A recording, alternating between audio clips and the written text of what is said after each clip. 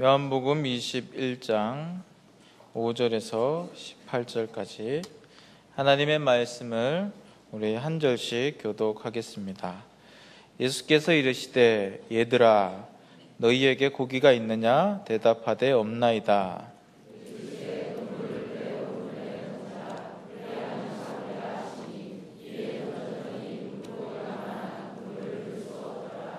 예수께서 사랑하시는 그 제자가 베드로에게 이르되 주님이시라 하니 시몬 베드로가 벗고 있다가 주님이라 하는 말을 듣고 겉옷을 두른 후에 바다로 뛰어내리더라.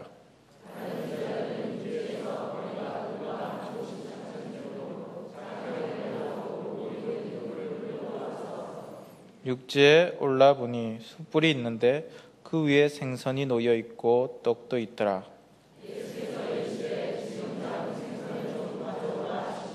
시몬 베드로가 올라가서 그물을 육지에 끌어올리니 가득히 찬 큰 물고기가 153마리라 이같이 많으나 그물이 찢어지지 아니하였더라.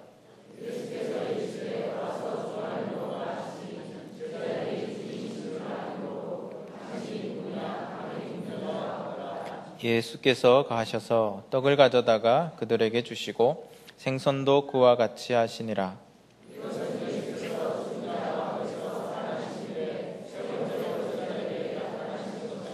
그들이 조반 먹은 후에 예수께서 시몬 베드로에게 이르시되 요한의 아들 시몬아 내가 이 사람들보다 나를 더 사랑하느냐 하시니 이르되 주님 그러하나이다. 내가 주님을 사랑하는 줄 주님께서 아시나이다. 이르시되 내 어린 양을 먹이라 하시고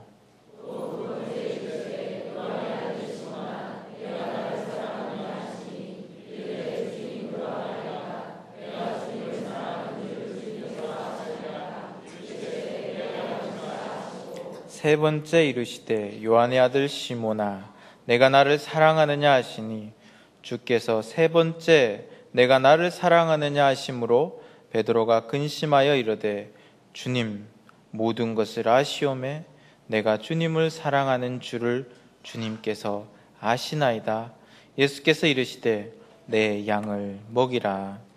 내가 진실로 진실로 내게 이르노니 내가 젊어서 스스로 띠를 띠고 다녔거니와 늙어서는 내 팔을 벌리리니 남이 내게 띠띠우고 원하지 아니하는 곳으로 데려가리라.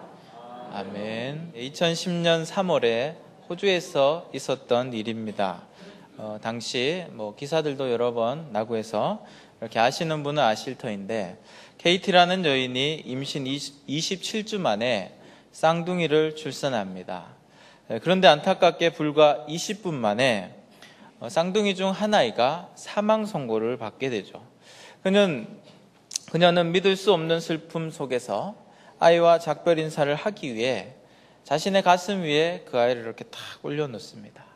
그런데 몇 분 뒤에 기적이 일어납니다. 아이의 호흡이 기적적으로 돌아온 것입니다. 엄마의 그 사랑이 아이를 회복시킨 겁니다.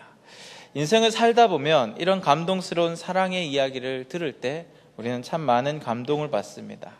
오늘 본문에서도 예수님의 사랑 이야기가 등장하는데요. 많은 감동과 은혜로 회복을 누리는 역사가 있기를 원합니다. 오늘 본문에서 요한은 예수님이 부활하신 후 세 번째로 나타나셨다 합니다. 첫 번째는 안식 후 첫날 부활의 저녁에 유대인들을 두려워하여 문을 꼭 걸어 잠그고 있던 제자들에게 예수님께서 나타나셔서 너희에게 평강이 있을지어다 하며 손과 옆구리의 자국을 보여주셨죠. 그리고 그것을 본 제자들이 예수님을 알아보고 너무나도 기뻐합니다. 그 자리에 도마가 없었습니다. 그래서 예수님을 만난 제자들이 도마에게 우리가 주를 보았노라 이렇게 이야기하죠. 그랬더니 의심 많은 도마 어떻게 합니까? 믿지 않습니다. 8해가 지난 날 다시 두 번째로 제자들에게 방문하십니다.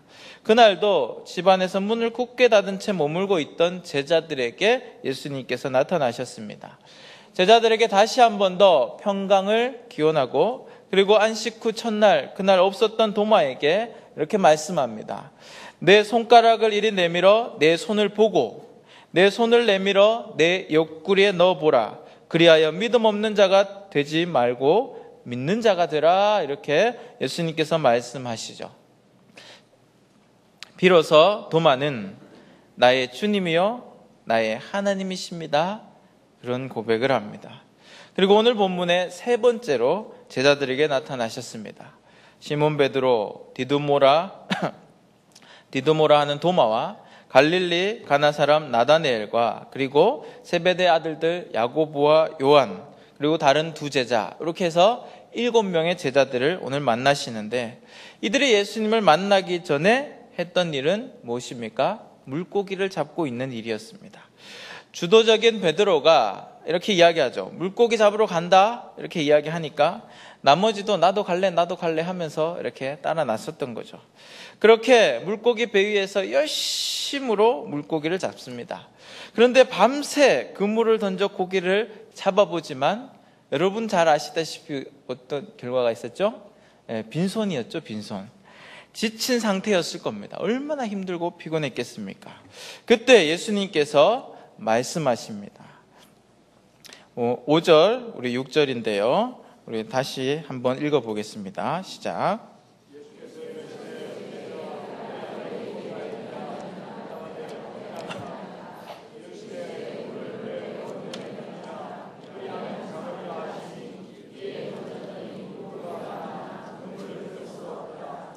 처음 베드로를 만나 주셨을 때가 생각납니다.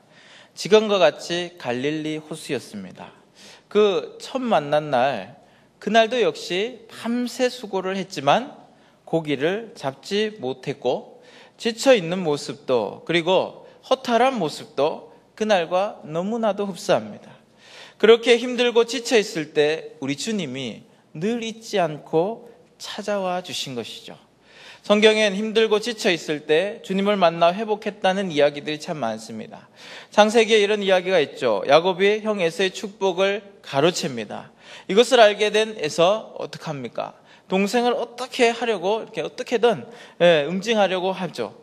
그날부터 야곱은 형의 낯을 피하여 고향을 떠나 떠도는 도망자 신세가 됩니다.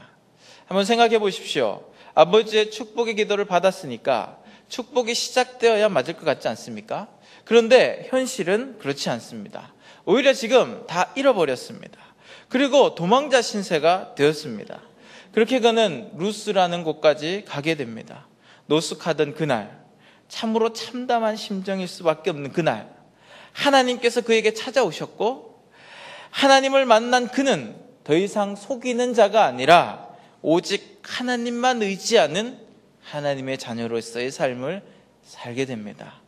열왕기상에는 이런 이야기가 있습니다.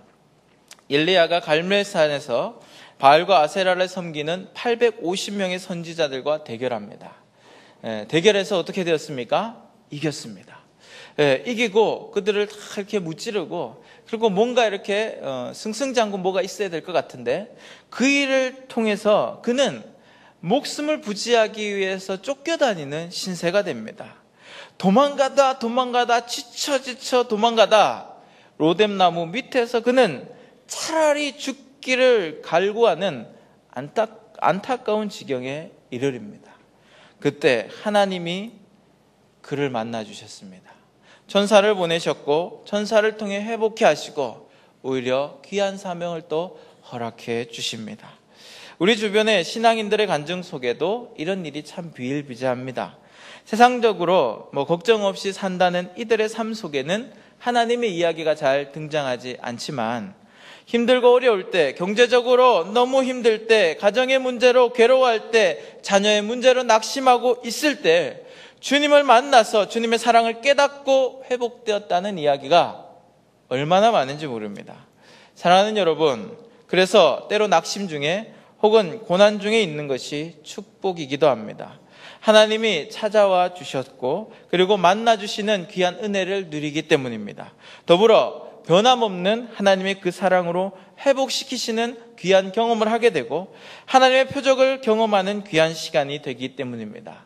혹이 시간, 너무 힘들고 어렵고 인생에 답이 없다, 깜깜하다 생각하여 낭망 중에 계시는 분이 혹 계시는지요?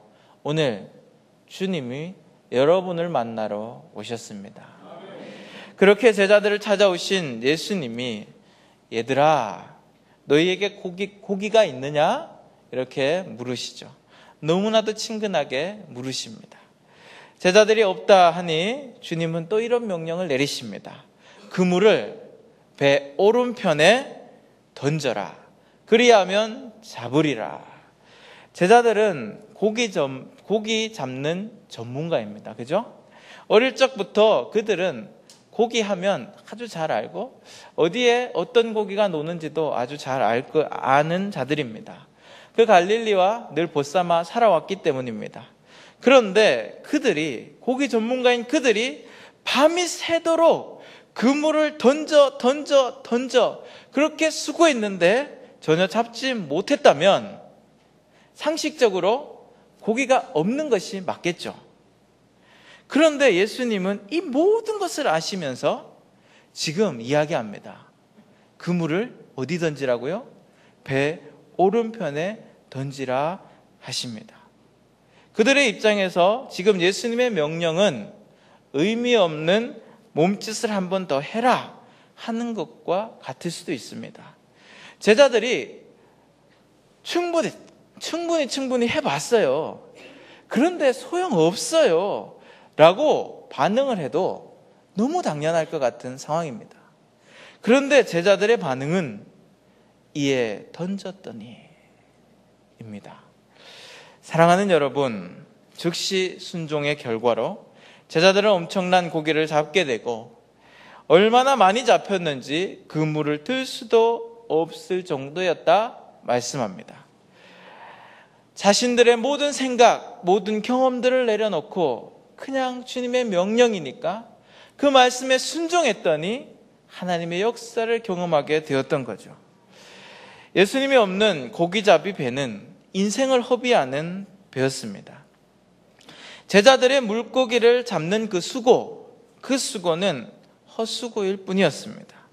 그런데 예수님께서 오셔서 예수님의 명령에 따라 즉시 순종하니 그렇게 그물을 내리니 그 배는 하나님의 놀라운 역사를 경험하는 배가 되었고 그들이 그물을 던지는 이 행위는 하나님의 역사를 일으키는 거룩한 몸부림이 되었습니다. 우리는 인생을 살아갈 때 열심히만 하면 된다 이렇게 생각하는 경향이 좀 있는 것 같습니다. 그래서 인생의 배 위에서 나름 최선을 다하며 살아갑니다. 모두가 최선을 다하며 살아갑니다. 가정에서, 자녀들을 위해서, 일터에서 정말 최선을 다하고 사람들에게 나 열심히 살았노라고 이야기합니다. 주님 앞에도 때로 이렇게 이야기합니다. 주님 주신 인생 나 정말 열심히 살았습니다. 그런데 여러분 만족하고 계십니까? 여러분의 배는 만선이십니까? 만약 여러분이 인생의 배 위에서 주님을 만나지 못하고 계시다면, 주의 명령대로 하는 수고가 아니라면 아마 여러분은 지금 많이 지쳐 있을 것입니다. 열심을 내면 낼수록 더욱더 지칠 수밖에 없습니다. 거기에 원하는 결과마저 없다. 그러면 쓰러지는 것은 시간 문제입니다. 여러분을 찾아오신 주님을 오늘 꼭 만나시기 바랍니다. 오직 주의 명령에 순종하는 인생이 되시기 바랍니다. 그래야 여러분이 하나님의 표적을 경험하게 되고 여러분의 수고는 하나님의 역사를 일으키는 거룩한 수고가 되고 거룩한 몸부림이 됩니다. 계속해서 7절에 요한이 베드로에게 주님이시라 하니 베드로가 겉옷을 두른 후에 바다로 뛰어내리는 모습을 볼 수 있습니다. 베드로의 적극적이고 급한 성격과 그리고 예수님을 향한 그의 마음이 너무나도 잘 드러나 있습니다. 배를 끌고 육지로 가자니 지금 고기가 얼마나 많습니까? 그죠? 그러니 시간이 한참 걸릴 것 같습니다. 그래서 그는 지금 그냥 물속에 뛰어내려 헤엄치며 주님 앞에 달려갑니다. 주님과 함께하고 싶은 그 마음이 그를 조금 더 지체할 수 없게 만들었고, 그래서 주님이시다 하는 그 말에 조금 더 지체함 없이 주님을 향하여 물속에 몸을 내던집니다. 사랑하는 여러분, 여러분도 주님을 향한 마음이 이러했으면 좋겠습니다. 그리고 잠시 후에 8절과 9절에 보니 다른 제자들도 작은 배를 타고 그 물고기를 다 가지고 육지에 이렇게 도착하게 되고, 그리고 육지에 숯불이 있는데 그 위에 생선과 떡이 있습니다. 누가 마련해 놓으셨습니까? 예수님께서 마련해 놓으신 식탁입니다. 십자가 사건 이후 그들은 주님께 면목 없는 자들입니다. 면목 없다 하는 것은 얼굴조차 볼 수 없다 하는 이 상황인데요. 주님을 버리고 자신들만 살겠다고 뿔뿔이 흩어졌으니 주님 배울 낯이 당연히 없겠죠. 그러니 예수님께서 혼쭐을 내주셔도, 그리고 예수님께서 대놓고 야 너희들 진짜 너무 서운하다 이렇게 얘기하셔도 할 말이 없을 것 같습니다. 그런데 지금 오히려 예수님은 그들에게 식탁을 베풀어 놓고 계십니다. 식탁을 베풀고 함께 식사를 한다는 의미가 무슨 의미입니까? 내가 너를 용납하고 내가 너와 관계 있다 하는 이야기 아닙니까? 즉 제자들은 그 식탁에서 식탁을 마주한 것이 아니라 주님의 마음을 마주하였고, 주님의 마음을, 그 사랑을 먹고 그리고 나누었습니다. 그렇게 사랑의 조반을 나눈 후에 본격적으로 예수님은 베드로와 대화를 시작해 가십니다. 15절 우리 다 같이 읽어보겠습니다. 그들이 조반을 먹은 후에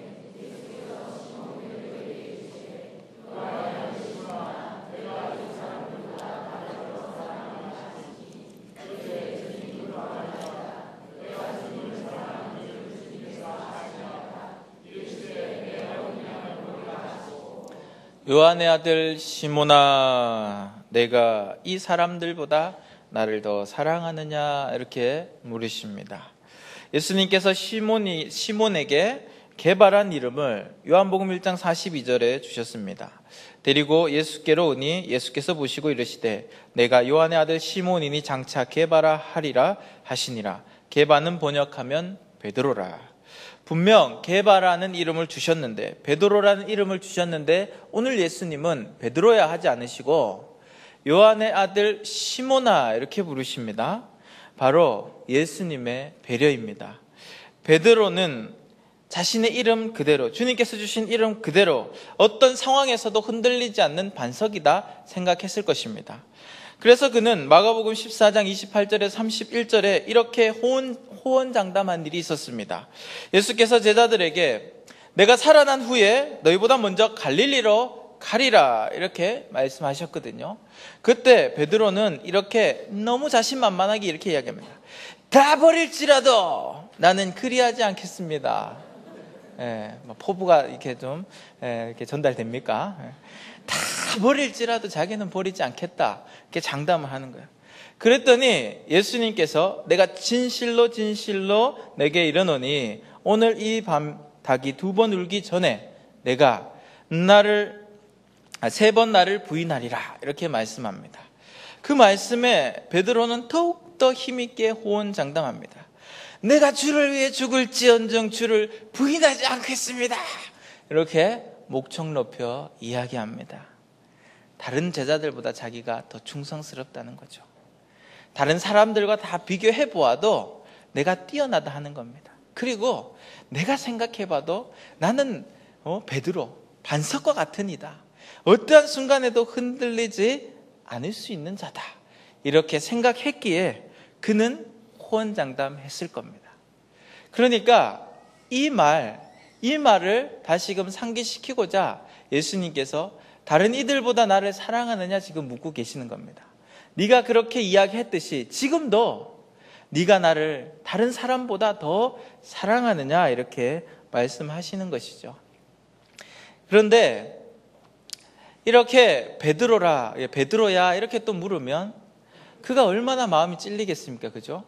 그래서 예수님께서는 오늘 시몬아 이렇게 불러주시는 겁니다. 모든 것을 다 아는 예수님께서 십자가 사건 앞에서 무너진 그 심정을 다 헤아리시며 시몬아 이렇게 불러주시는 거죠. 그리고 계속해서 이 사람들보다 나를 더 사랑하느냐 이렇게 물으시는데, 한글에는 사랑이라는 단어가 그냥 사랑으로 쓰이지 않습니까? 그죠? 근데 원어에는 여러 가지 뜻으로 구분되어 사용합니다. 아가페, 에스트로게, 에로스, 플라토닉, 필레오 등등 여러 가지 이렇게 뜻으로 사용되는데, 그 중에 오늘 본문에서는 아가페와 필레오가 등장합니다. 아가페 사랑은 하나님이 주시는 일방적인 사랑, 신적인 사랑, 변함없는 사랑, 무조건적인 사랑을 이야기합니다. 그리고 필레오의 사랑은 친구 간의 사랑, 우정을 이야기하는데, 자, 이것을 이렇게 들었으니까 원어로 다시 이 질문을 재구성해보면 이렇습니다. 내가 이 사람들보다 나를 더 아가페하느냐? 네가 다른 사람들보다 더 나를 목숨 버려 사랑한다고 했는데 여전히 다른 사람들보다 아가페하느냐? 지금 묻고 계시는 겁니다. 아마 십자가의 사건 전이라면 그는 이렇게 얘기했을 겁니다. 그럼요, 제가 저 사람보다도 얼마나 주님을 더 사랑하는지 주님 모르세요? 나 목숨 버려 주님을 위해서 달려갈 수 있어요. 이렇게 대답했을 겁니다. 그렇게 호언장담했을 겁니다. 그런데 베드로의 대답이 좀 달라졌습니다. 내가 주님을 사랑하는 줄, 내가 주님을 필레오하는 줄 주님이 아십니다. 이렇게 대답합니다. 내가 주님께 드리는 사랑, 아가페 사랑인 줄 알았는데 겨우 고작 필레오 사랑밖에 안 됩니다. 친구 간의 우정 정도밖에 안 되는 너무나도 부족한 사랑입니다. 십자가 사건을 통해 두려움에 온몸을 사리며 자신의 연약함과 비열함을 그는 몸소 경험했지 않습니까? 그 자신을 보았지 않습니까? 자신을 직면했지 않습니까? 그 사건 이후 그는 도대체 면목이 없었습니다. 이러한 경험을 한 베드로는 더 이상 누구보다 뛰어나다고도 장담할 수 없었고, 더불어 주님을 아가페한다고도 이야기할 수 없었습니다. 그저 부족한 필레오 사랑입니다 라고 밖에는 고백할 수가 없었습니다. 이 진솔한 베드로의 대답에 예수님의 대답도 달라졌습니다. 교만이 호언장담하던 베드로에게 네가 나를 3번 부인할 거야 라고 말씀하셨는데, 오늘은 이 겸손한 베드로에게 이렇게 이야기합니다. 내 양을 치라, 내 양을 치라 하며 소명을 주십니다. 우리 16절도 다 같이 읽겠습니다. 또 두 번째 이르시되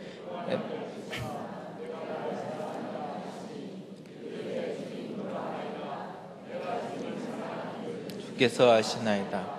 이르시되 내 양을 치라. 두 번째 질문에는 누구와 비교하는 질문에 이제 빠졌습니다. 베드로와 예수님 사이 사랑을 물으시는 것이죠. 예수님께서 이렇게 물으십니다. 요한의 아들 시몬아, 내가 나를 아가페하느냐? 무슨 말입니까? 다른 사람은 다 제쳐주고 너와 나 사이에서 우리 사랑 한번 점검해보자.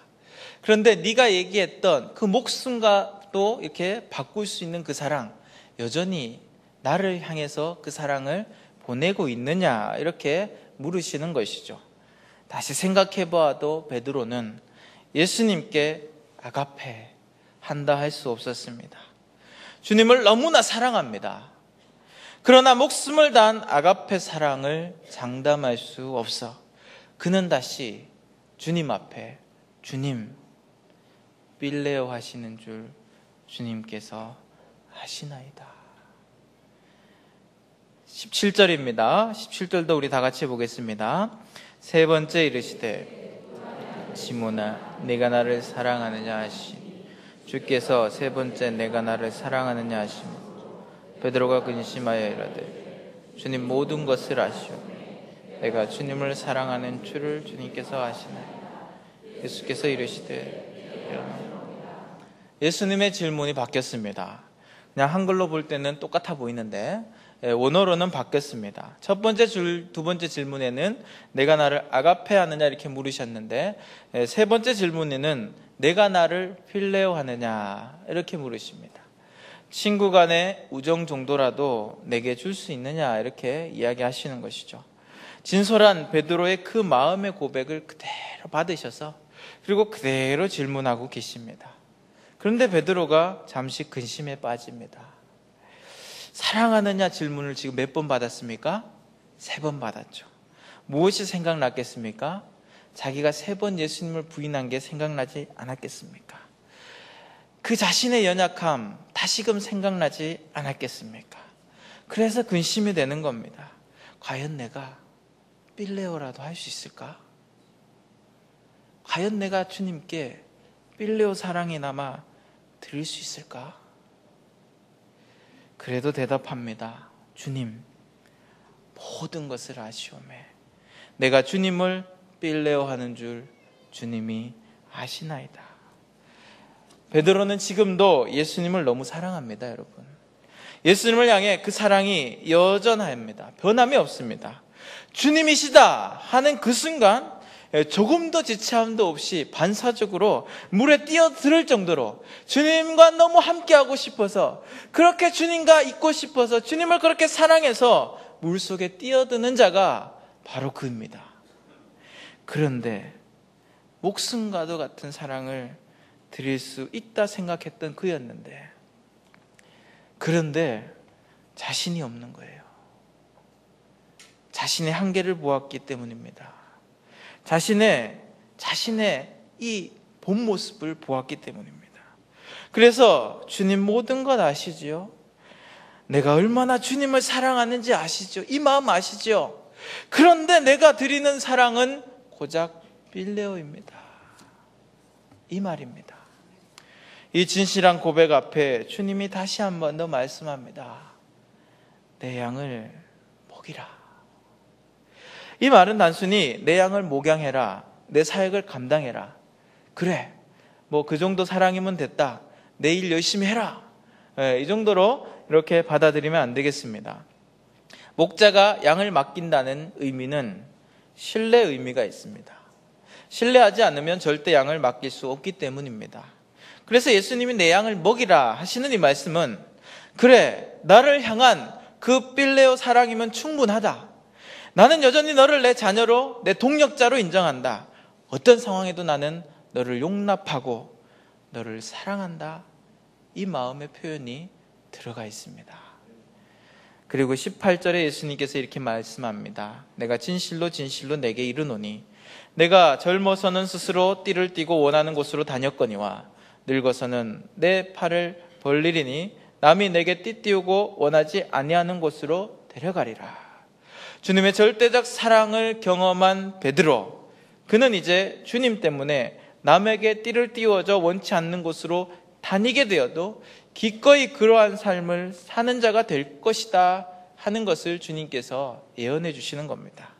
실제로 이 예수님의 용납의 사랑을 경험한 후, 이 절대적인 사랑을 경험한 후 십자가 사건에서의 그 모든 아픔들 다 회복이 되고, 베드로는 더 이상 도망치는 자가 아니라 주님을 위해 사는 자가 되었습니다. 십자가 사건 때 내 목숨 하나 살겠다고 도망가던 그러한 모습, 요한복음 20장에서 부활의 주님을 만났음에도 죽기 전에 예수님이 아니라 다시금 죽으시고 부활하신 그 예수님을 만났음에도 물고기를 잡으러 갔던 그 모습, 이제는 더 이상 찾아볼 수 없습니다. 혹시 찾아보셨습니까? 못 찾아봤죠. 찾아볼 수가 없습니다. 십자가의 완전한 사랑에 매여 오직 주님만 의지하고 주께 간구하여 성령 충만함으로 사도행전의 삶을 살아가고, 결국 필레오의 사랑이 아닌 아가페 사랑을 하나님께 드리는 자로 생을 마감합니다. 하나님, 나는 필레오예요. 하나님, 나는 주님을 필레오밖에 못해요. 그렇게 이야기했던 베드로가 하나님의 사랑에 온전히 회복되고 온전히 주의 사랑에 매이니까 결국은 아가페하는 삶으로 그의 삶을 마감합니다. 중국에서 80여 년간 생애를 살면서 선교하였던 전설적인 선교사 허드슨 테일러가 있습니다. 이 테일러 선교사에게 젊은 선교사들이 조언을 얻고자 방문했던 적이 있습니다. 워낙 대단하니까 이렇게 방문을 했죠. 이 방문한 젊은이들에게 테일러가 이렇게 묻습니다. 테일러 선교사가 당신들은 왜 선교를 감당하려고 합니까? 이렇게 물었더니 젊은이들이 막 자신 있게 대답하는 거예요. 하나님의 영광을 위해서부터 시작해서 막 이렇게 얘기하죠. 어떤 이들은 이 황무지 같은 중국 땅에 교회들이 서가는 것을 보고 싶습니다. 또 어떤 이는 이 중국, 미개한 중국, 이 중국이 복음을 듣고 놀라운 변화가 일어나는 것을 보기를 원합니다. 막 거치장스러운 대답을 막 합니다. 그러자 테일러가 빙그레 웃으면서 선교사님이 이런 얘기를 했습니다. 나는 아닙니다. 중국이 사랑스러워서도 아니고 이곳 생활이 즐거워서도 아닙니다. 모래바람이 일고 미개한 사람들이 살고 있는 이 문명의 불모지가 뭐 그리 좋습니까? 이처럼 내가 이곳에 있는 것 원하지 아니하고 즐거워하지 않음에도 불구하고 이 일을 위해 목숨을 버릴 수밖에 없도록 만드는 역사가 날마다 내 안에 있습니다. 그것은 그리스도가 나를 위해 죽으셨다 하는 그 사랑의 역사입니다. 사랑하는 여러분, 세상 살기 요즘 참 팍팍하다 많이들 이야기합니다. 그래서 다 열심히 살아야겠다고 사람들이 이야기합니다. 그런데 열심만 내는 삶을 살다가 보니 가룟 유다처럼 물질욕에 사로잡혀서 주의 영향력은 없는 그 고깃배에서 수고만 하다 쓰러지는 자들이 얼마나 많은지 모릅니다. 사람을 낚는 어부가 되어야 할 그 소명을 가지고 살아야 하는데 그 소명을 잊어버리고 물고기 잡는 일에 빠져서 수고만 더 하다가 쓰러지는 이들이 얼마나 많은지 모르겠습니다. 그렇게 늘 실족하고 넘어지고 낭망 중에 있지만 그럼에도 주님은 또 찾아오셨습니다. 십자가의 사랑을 주시고 또 회복시켜 주셨습니다. 그런데 이 지루한 반복이 계속되지 않았으면 좋겠습니다. 진정한 주님의 사랑을 깨닫고 온전한 회복을 경험하고 베드로처럼 도망가는 인생에서 세상 일에 빠져 지쳐가는 인생에서 하나님께 나아가는 인생, 성령 충만한 인생들이 되기를 원합니다. 그리고 잊지 맙시다. 사랑 주시는 하나님이 우리에게 원하시는 것은 주님을 향한 그 진실함이다 하는 겁니다. 다른 누구보다 더 열심을 내는 신앙, 늘 비교하고 그리고 누구보다 낫다, 그렇게 나도 모르게 교만에 빠져 있는 신앙 주님 원하신 적 없습니다. 때로 자신이 주님을 위해 죽으면 안 될 것처럼, 자기가 모든 주님의 사역을 다 감당하는 것처럼, 자기가 아가페하며 목숨을 버려야 할 것 같은 그 강박관념에 사로잡힌 그러한 신앙 하나님 요구한 적도 없습니다. 우리에게 목숨을 주셨지만, 십자가의 은혜를 주셨지만, 주님께서 우리에게 원하시는 것은 여러분의 마음 하나, 그것뿐입니다.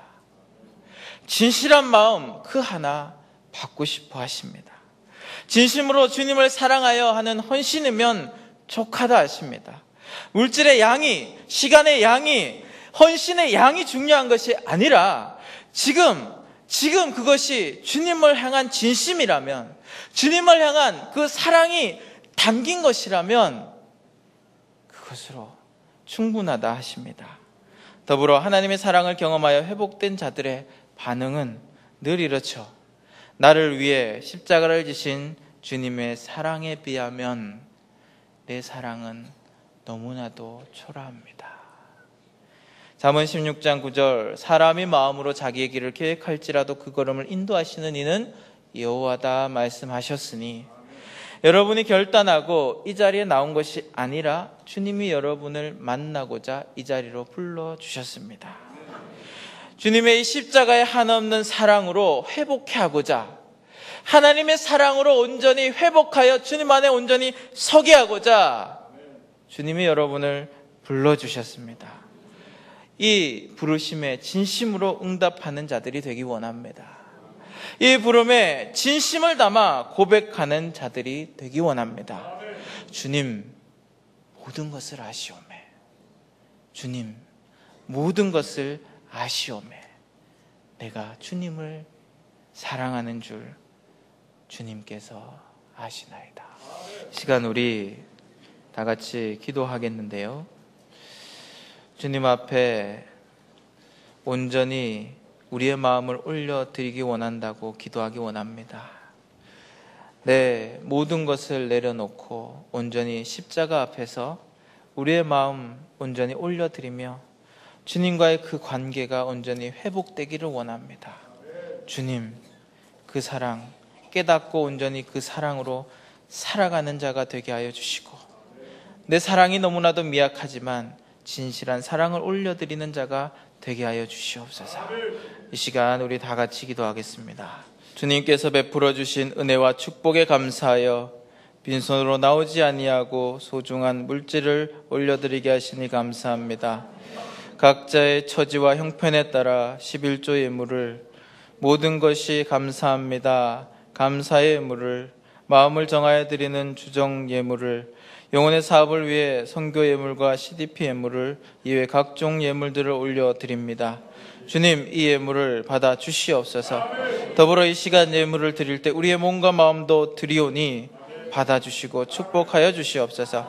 주님께 드려진 이 귀한 물질이 사용되는 곳곳에 하나님의 영광이 드러나게 하시고, 주님의 사업과 교회와 복음 전파의 일을 위해서 또 귀하게 쓰일 때 영혼들이 살아나는 역사 있게 하여 주시옵소서.